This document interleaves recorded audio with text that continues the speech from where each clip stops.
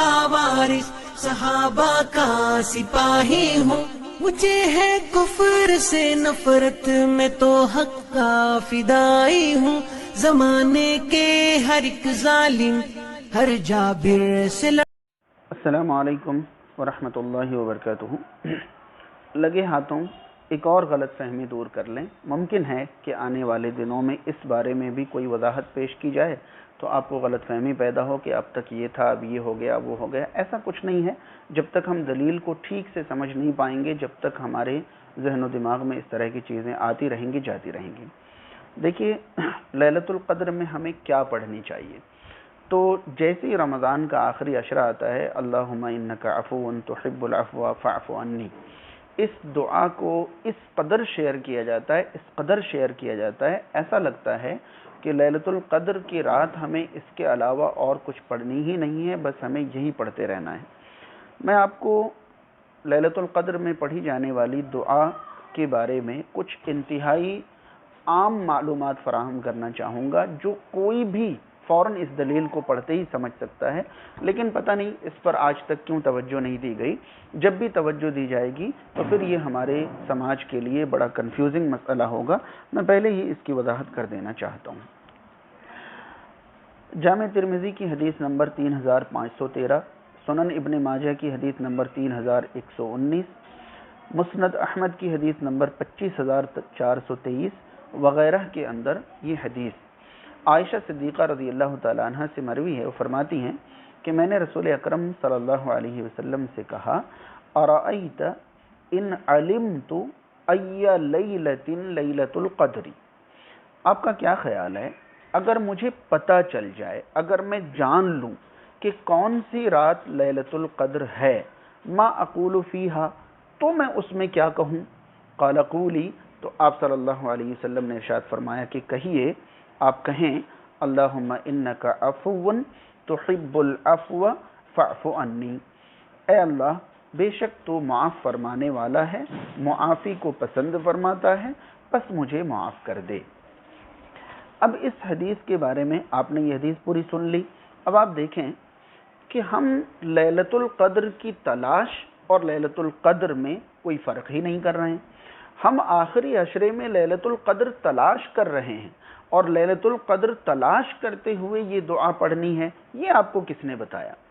हम हर ताक़रात में, हर लैलतुल क़द्र की तलाश में अल्लाहुम्मा इन्नका अफ़ुव्वुन तुहिब्बुल अफ़्व फ़अफ़ु अन्नी, और बाकायदा शब क़द्र की दुआ, शब क़द्र की दुआ, लैलतुल क़द्र की दुआ करते हुए यहाँ साफ तौर पर आयशा सिद्दीक़ा रज़ियल्लाहु तआला अन्हा फरमाती हैं कि अगर मैं जान लूँ कि कौन सी रात लैलतुल क़द्र है, तब मैं क्या पढ़ूँ।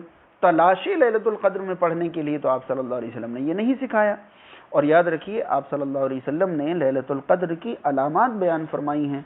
सही मुस्लिम की हदीस नंबर 762 के मुताबिक अल्लाह के रसूल सल्लल्लाहु अलैहि वसल्लम ने इरशाद फरमाया कि लैलतुल क़द्र की निशानी ये है कि लैलतुल क़द्र गुजरने के बाद जब सूरज तुलू होता है तो काफ़ी बुलंद होने तक उसमें किरणें वाज़ेह नहीं होती हैं। सूरज की रोशनी बहुत ज़्यादा वाज़ेह नहीं होती, किरणें वाज़ेह नहीं होती, और भी बहुत सारी अलामात हैं।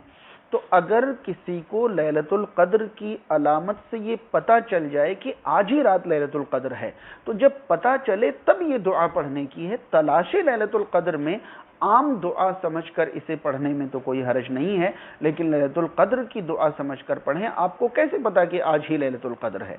लिहाजा जब हम लैलतुल क़द्र की तलाश कर रहे हैं तो हमें कसरत से क़ियामुल लैल करना चाहिए, कुरान मजीद की तिलावत करनी चाहिए, तस्बीह व तहलील, तहमीद व तकबीर करनी चाहिए। जो भी अज़कार फ़जीलत, जिन अज़कार की भी फ़जीलत साबित है, कसरत से वो अज़कार करने चाहिए। अल्लाह की तरफ तौबा और रुजू करना चाहिए। कसरत से अपने गुनाहों की मुआफ़ी तलब करनी चाहिए, इस्तिग़फ़ार करना चाहिए, और बहुत ज़्यादा अल्लाह रब्बुल आलमीन को राज़ी करने वाले जो भी काम हों, इंडिविजुअल, इनफिरादी करने के काम, वो करने चाहिए। उसी में अगर हम अल्लाह से मुआफ़ी तलब करते हुए, मग़फ़िरत तलब करते हुए अल्लाहुम्मा इन्नका अफ़ुव्वुन तुहिब्बुल अफ़्व फ़अफ़ु अन्नी भी पढ़ें, आम दुआ समझकर, तो कोई हरज नहीं है। लेकिन लैलतुल क़द्र के लिए ये दुआ जब पढ़ी जाएगी जब हमें पता चल जाए कि आज ही लैलतुल क़द्र है और यही रात लैलतुल क़द्र है। اس کے باوجود یہ بات ذہن میں رہے کہ لیلۃ القدر کی دعا والی جو روایت ہے اس میں جامع ترمذی کے اندر کریم کا لفظ موجود ہے، جو کہ کسی حدیث سے ثابت نہیں ہے، اور وہ کریم کا لفظ ثابت نہیں ہے۔ دوسری بات یہ کہ یہ اللہم انک عفو تحب العفو فاعف عنی والی جو روایت ہے، اس روایت کے تمام راوی شیخین کے، صحیح بخاری اور صحیح مسلم کے راوی ہیں، لہذا یہ مضبوط ترین حدیث ہے۔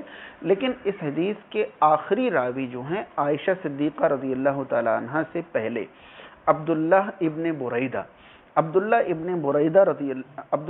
بریدہ جو عائشہ صدیقہ رضی اللہ تعالی عنہ سے روایت کرتے ہیں، امام بیہقی اور بعض دیگر محدثین کے نزدیک عبداللہ ابن بریدہ کا عائشہ صدیقہ رضی اللہ تعالی عنہ سے سماع ثابت نہیں ہے۔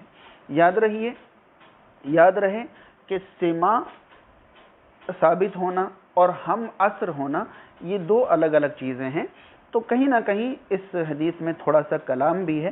اس کے باوجود امام نووی رحمۃ اللہ علیہ نے الاذکار کے اندر، حافظ ابن القیم رحمۃ اللہ علیہ نے اعلام الموقعین کے اندر، علامہ البانی رحمۃ اللہ علیہ نے صحیح سنن الترمذی کے اندر اس حدیث کو صحیح قرار دیا ہے۔ لہذا یہ حدیث بعض محدثین کے نزدیک منقطع ہو سکتی ہے کہ عبداللہ ابن بریدہ کا سماع ثابت نہیں ہے، لیکن اس کے باوجود کامل اور ماہر محققین نے اس حدیث کی سند کو صحیح قرار دیا ہے۔ تو یہ بات ذہن میں رہے کہ لیلۃ القدر مل جائے تب یہ دعا پڑھنی ہے۔ تلاش لیلۃ القدر میں آپ عام نیکیاں اللہ رب العالمین کو راضی کرنے کے لیے کریں۔